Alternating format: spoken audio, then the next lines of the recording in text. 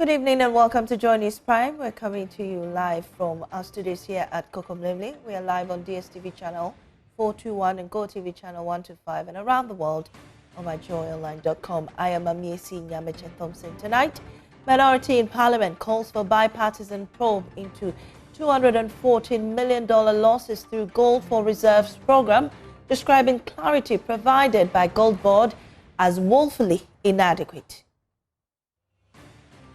Also coming up, the Ghana National Fire Service reveals Greater Accra records 25 cases every day during this Yuletide season. Now, a fresh standoff is brewing over the future of ECG as government and pool remain divided over the appointment of a transactional advisor to the company. We also have business for you. IAS projects drop in fuel prices at the pumps following the resumption of operations at Tema Oil Refinery. We also have sports, showbiz, and world news in the 60 Minutes Bulletin. Remember, we're your home of independent, fearless, and credible journalism. We'll be right back.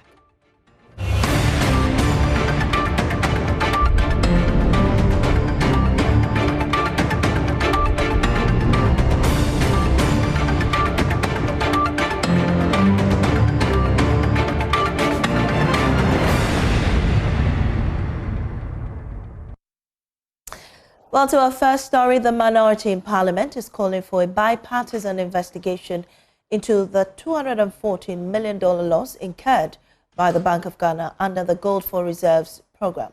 This follows the fifth review of Ghana's ongoing IMF program, which disclosed the losses under the initiative implemented through the Ghana Gold Board.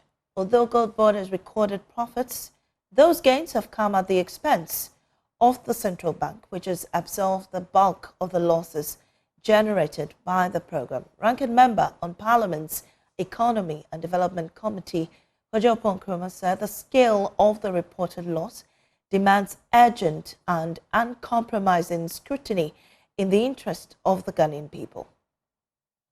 As already mentioned, that $214 million worth of trading losses have been occasioned in the first 9 months of this year. As a caucus, when we run our numbers, we can project that it's going to get to about $300 million by the end of this year. $214 million in losses under the Gold for Reserve scheme is just 9 months. Sadly, without the technical competence required to operate this complex structure that they wanted to do, we are saddled with $214 million debt, now moving towards 300. And it doesn't matter whether they tell you it's not GoldBod loss, it's Bank of Ghana loss, or it's Bank of Ghana loss, it's not GoldBod. At the end of the day, the Ghanaian taxpayer is the one who has to pay. And so as a minority, on behalf of the people of Ghana, we are demanding the following: a bipartisan parliamentary inquiry into the circumstances under which the Republic of Ghana has lost $214 million, heading to $300 million. Meanwhile, Chief Executive Officer of the Ghana Gold Board, Sammy Gyamfi, has reacted to the minority on his Facebook page. On your screens, we have excerpts of that response coming to you shortly on that. Sammy Gyamfi has been responding, and he's saying that he's going to clarify the issues on the $214 million loss, and says that that will be coming off on Monday, 5th January 2026. According to him, before that, he has the minority caucus has addressed a presser making several uninformed and unfounded claims. Mr. Gyamfi says since the inception of the Gold for Reserves and Gold for Oil programs, the Bank of Ghana recorded losses of 2.15 billion cedis in 2023 and 4.84 billion in 2024. The NPP, under whom the BoG made cumulative losses of 7 billion cedis under these programs from 2023 to 2024, is calling for a probe into how the BoG and GoldBod have reduced their losses to 3.3 billion. And he says, LOL. According to him, they say they want a probe. We welcome that probe. Stay tuned for more from January 5, 2026.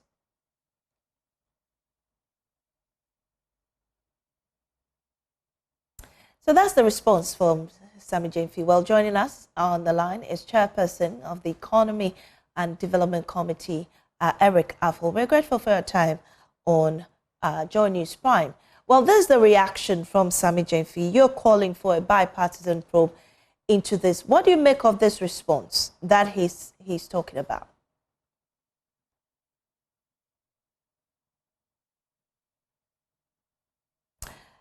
Mr. Affle, can you hear me? Yeah, you're right, So Sammy Jainfi has been responding to your questions about the losses made on the Gold for Reserves initiative. He's saying that he'll be responding to you on Monday. He's also saying that you've made several unfounded claims to the losses that have been made or reported by the IMF. What do you make of Sammy Jainfi's response to you? Actually, let me thank you and let me greet your viewers. Actually, I'm Honorable Eric Affle, Chairman for the Economy and Development. I'm not the one who made these allegations this morning. Can you come again, sir? I'm saying that I'm the Chairman for the Economy. So the minority is asking for a bipartisan probe into the losses for the Gold for Reserves program. Are you willing to engage in this? Actually, let me thank you again. And let me say that the allegation made today is erroneous. I don't think Ghanaians within this festive season of Christmas would like to have this information from the minority. Actually, when we talk about the losses in the gold transaction, let me say that MPP should go back and look at the losses that they made in 2023, no, 2023-2024 to be specific. Madam, they made losses. This is loss of almost 7 billion Ghana cedis for gold, for oil, gold for reserve. This is losses. You see, but when you look at what is going on, the transaction of the golden and gold activities within the first, let me say, 1 year of the ending, you will see that the $214 million that they are talking about is a transactional cost. It's transactional cost. It's not nothing. Because as we speak today, the GoldBod itself has not even come out with their financials to know how much they have spent, their transactional cost, and the rest. So I keep saying that the MPP, through the minority, let me say, the ranking member for economy and development, is jumping before the gun. They should wait for the GoldBod through the Bank of Ghana to prepare the financials of the GoldBod, present to Parliament, before they can make this allegation. The IMF is moving into the activities of the GoldBod. There's no warrant the MPP to come out, as you speak today, to come and talk about the law. I'm not doing equalization here, but they don't have the moral acumen to come out and say that GoldBod is in losses of $214 million. So what I will say finally is that it's wait. I know before March, GoldBod through the Bank of Ghana will present their financials to Parliament. That is where we can probe into that. But so as you are even saying, it is within the enactment of the Gold Board and the Bank of Ghana to appear before Parliament for accountability before March. So MPP or the minority or the ranking member for economic development has not gotten that total mandate to demand that. It is already demanded by the law for Bank of Ghana and the Gold Board to appear before Parliament. So I think they are jumping before the gun, and you jump before the gun, you know what that is. But you seem to know. You seem to know the reason behind these losses. You tell us they are transactional losses that you're incurring. If you know this, how is it that you've not proved or briefed the other members of the committee at least, so that they're also updated on what's causing those losses? Madam, let me say that as I speak to you before me and you, we don't have the financials before us to detail the proof as to the total cost of transactions, their gains, and the rest. So what I'm saying is that they should take their time. The minority should take their time. But do you? But Honorable, you understand that? I mean, the fact is, there's been a loss. Whether it was there were losses in the time of the previous administration. Currently, this is the administration that is reigning, and they've made losses. We know that the Gold Board was bringing in revenue of about $8 billion gold revenue. Now we're hearing that $214 million is being lost. Somebody will wonder that the gold prices are at its highest on the gold market. So how is it that we're making such losses? Even though Sammy Jemfi says you'll be coming out with clarifications, are you not worried that this is happening at this time? I'm not worried, madam. I'm not worried. Simply because before he comes in on Monday to come and, give his account of what is going on, let me say that my cross-check from the Bank of Ghana and other places tells me that this is not a loss. It's a cost. It's a transactional cost. That is why I'm not worried. It's a transactional cost. All right. We're grateful for your time, Mr. Erica, for his Economy and Development Committee chairman. We'll definitely be following up on this story and get the clarification that the Gold Board chairman is promising Ghanaians. Now, government and the Public Utilities Workers Union remain sharply divided over plans to contract a transactional advisor for the Electricity Company of Ghana, with authorities insisting the move is critical to restructuring and efficiency, while the union warns it could be a backdoor to privatization.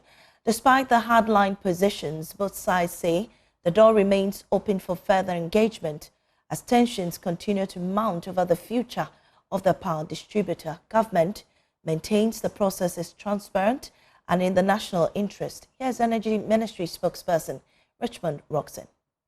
The work of a transactional advisor is to look at a myriad of issues. You're looking at the assets, you're looking at even how to go about the structure. And recently, the committee that government put together launched the framework or the guidelines which will guide the PSP. And so let me emphasize that governments will continue to engage people, as has been the case over the period. It's not that the appointment of transactional as an advisor automatically means the sale of ECG. The sale of ECG is not on the table, is out. What the government's plan is to introduce concessionaires to help ECG when it comes to some aspects of its operations, which it has had difficulty. And so the government will continue to engage them. I am surprised that Doc and his group are in the media, because at no point in time have they requested for a meeting and has been declined. And so we should still be back on the table and engage as parties, and I'm sure that there wouldn't be any need to. But Paul says it will continue to resist the decision for a transactional advisor, insisting internal reforms are enough to turn the fortunes of ECG. Here's Deputy Secretary General of Pool TUC, Dr. Kwabena Nyako. Completely disagree. You see, we have been in this game for a long time. And the semantics of private sector participation, privatization, they are very familiar to us.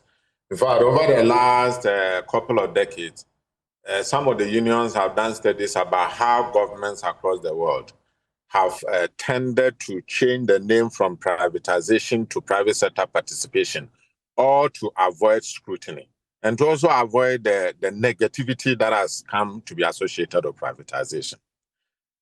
Mr. Rossi, we also want a better ECG. That is why we have been engaging with you.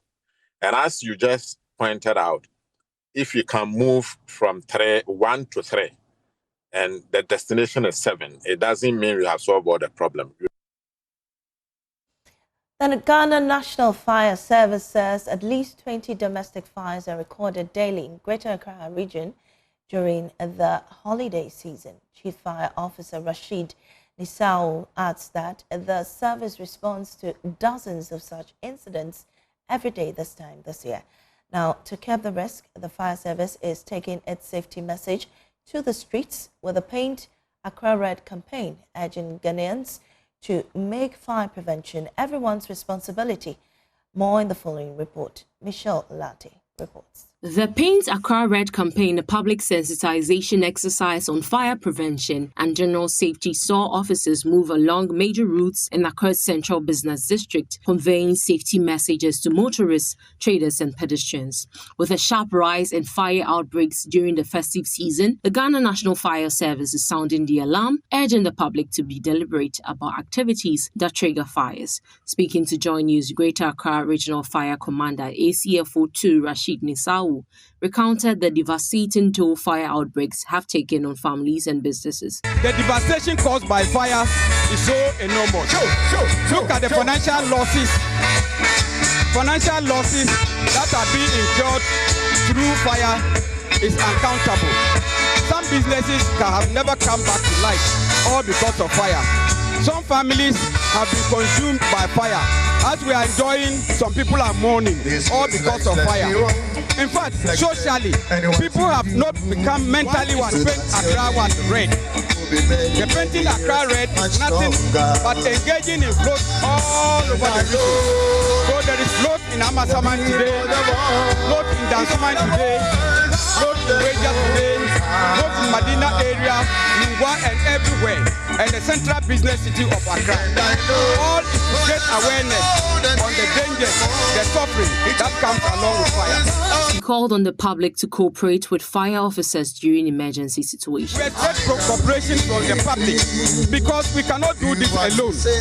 I've said it when I was talking to the men. We can't do this alone. We need the cooperation of the public. Anytime we go to fight fire, people do not understand it. They attack us. On the issue of fire hydrants, ACFO2 Nisau urged individuals and organizations to reduce over-reliance on Ghana Water Company Limited for emergency water supply. And I also want to advise that it's time we don't rely on Ghana Water Company hydrants. If you have your investment, you better have a borehole, water dedicated for firefighting purposes. Well, Chief Fire Officer 2 Rashid Nisau was in the studio again today and says at least 20 fire incidents are recorded daily in the region. There have been minor fires. As for domestic fires, within a day, if I'm not exaggerating, we can get like 20. Between 15 20? to 20. Yes, between 15 to 20. Wow. Every day. Every day. Most of them are domestic, like homes, slum areas. We attend a lot of fires. Some of them are these ECG pools. Right. These ECG pools, the wooden ones, sometimes they catch fire, they call us, we come to extinguish them. So these are some of the fires. So that is what it is. Upper West Regional Minister has slammed municipal and district assemblies for poor performance. Charles Luwanga says their failure to submit reports and update the district development platform is costing them development funds. Rafiq Salam reports. The recent district performance assessment tool, DPAD reports, revealed poor performance of the various municipal and districts in the region, which the minister said should shake them to the core, woke them up from their slumber, and change their attitude to work. Every MMDA in this region performed poorly, and the evidence points clearly to our collective failure to comply with the requirements of the District Development Data Platform. This is alarming, not because the platform is new, but because other MMDAs across the country complied and passed. Our failure, therefore, cannot be blamed on the system. It speaks to something deeper within our own processes. Charles Wongo-Pozun stated that though the region remains largely peaceful due to the collaboration between the RECSEC, MUSEC, DISEC, traditional rulers, and security agencies, there are growing signs of emerging threats which cannot be ignored. We must never wait for crisis before acting. He then zeroed in on progress made on swathe of infrastructural development projects. I am directing all assemblies to do the following: strengthen monitoring and supervision, enforce contractor performance standards, submit regular progressive reports every quarter, patronize value for money, and eliminate waste. But if you breach procurement procedure, even with the edifice, you will go to jail. Reporting for JoyNews, Rafiq Salam. Wow. Police in the Ashanti South region have shot dead 3 suspected armed robbers during a highway raid between Ariankwanta and Jakobu. 2 others managed to escape. The suspects, wanted for several robberies and killings in the area, opened fire on police when they were raided in the bush. Now, police recovered 2 pump-action guns, an unbranded pistol, and several rounds of ammunition from the scene. Moving on, children in Sanarigu in the northern region are set to get improved learning facilities. MP for the area, Atta Isa Kasod, for the new 6-unit classroom projects in Bulu and Nyerizi. The Get Fund supported works are expected to be completed within a year. Martina Bugri reports. One of the school blocks is aimed at enhancing access to quality education and also bringing education to the doorsteps of these communities. Speaking at the groundbreaking at Bulu, the MP for Sanerigu, Atta Isa, promised to oversee the construction personally to ensure the community benefits fully. The 6-unit teachers bungalow will help attract and retain qualified and dedicated teachers who are essential to nurturing the talents and potential of our young ones. I wish to assure the people of Bulu that I will personally follow up and monitor this project to ensure that work is executed to the highest standard. At Nyerije, the MP stressed that development works best when leaders and locals collaborate and urge the community and school authorities to protect the project. The Municipal Assembly will provide technical supervision, and the community must also play its part in protecting the project. Development succeeds when leaders and communities work hand in hand. The beneficiary schools thank the MP and Get Fund for the support and ask for more. It will support us and improve teaching and learning, and also give the children a very conducive environment. So if the government in power, the NDC, through our honorable MP and the chief of this community, have taken the decision to build such a wonderful school for us, I want to say the church is very well appreciative.